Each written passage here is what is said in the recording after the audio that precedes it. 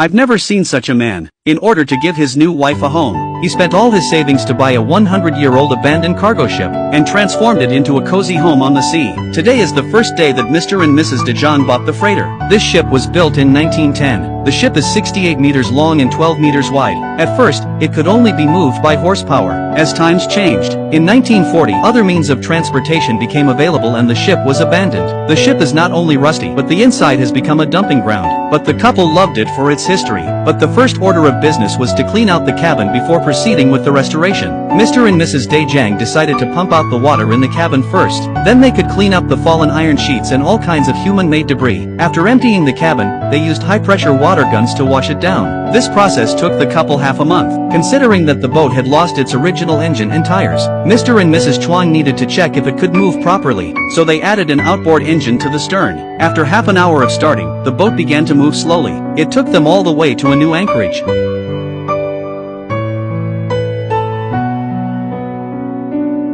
It was far enough away from the crowds that Mr. and Mrs. Big didn't have to worry about disturbing people. The next morning, they cleaned the surface of the boat with water guns. Old dirt and moss were gradually removed. Just looking at it is very healing.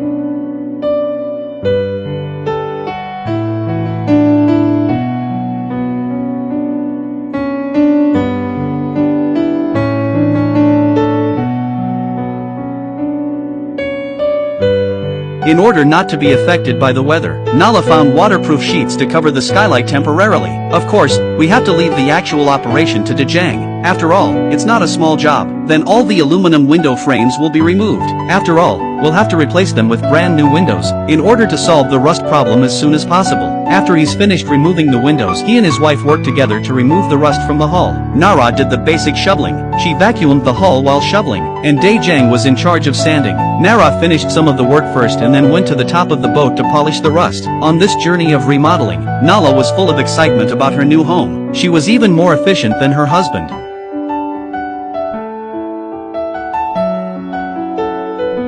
Even Nala's mother was called in to help. She carefully applied the rust-proof paint with a brush. She didn't look any more skillful than any painter. The main thing was to save a little on the budget. The time for small talk was soon over, because they're busy painting the whole ship. The exposed parts are easy to handle, but the underwater hull can only be taken through the harbor to a professional shipyard. As the crew make adjustments, the ship enters the dock.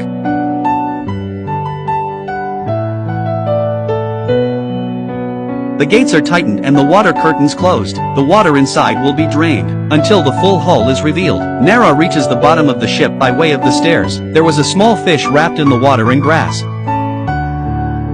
Nala sees that it's too small. Kindly let it go back to the water to find its mother. Now it's time to clean the bottom of the boat with a water pistol. The husband and wife work in shifts. After all, it takes a lot of time. After that, the mother-in-law paints the bottom with waterproof and rust-proof paint. Of course, the family must be neat and tidy everywhere. De Jong is also immersed in his work. Since he married his wife, he's only felt the family atmosphere pass on. Some of the damaged parts need to be repaired by professional masters. The rest of the work they can do themselves, after completing the basic exterior remodeling. The next day the couple's customized windows for the boat arrived just in time. In order to save the installation cost, De Jong decided to do it himself. He removed the temporary windshield. Then he and his brother carefully stuck the windows in place. Before installing each window, a thick layer of glass glue is applied. Once the windows are in place, he taps the edges with a hammer to make them fit perfectly. Then the wife will continue to paint the gaps. It's a thankless job, but one that requires patience. After all, this is a big ship that's going to sail on the sea. Early the next morning, Mr. and Mrs. de Jong heard that there was some discarded wood to be picked up.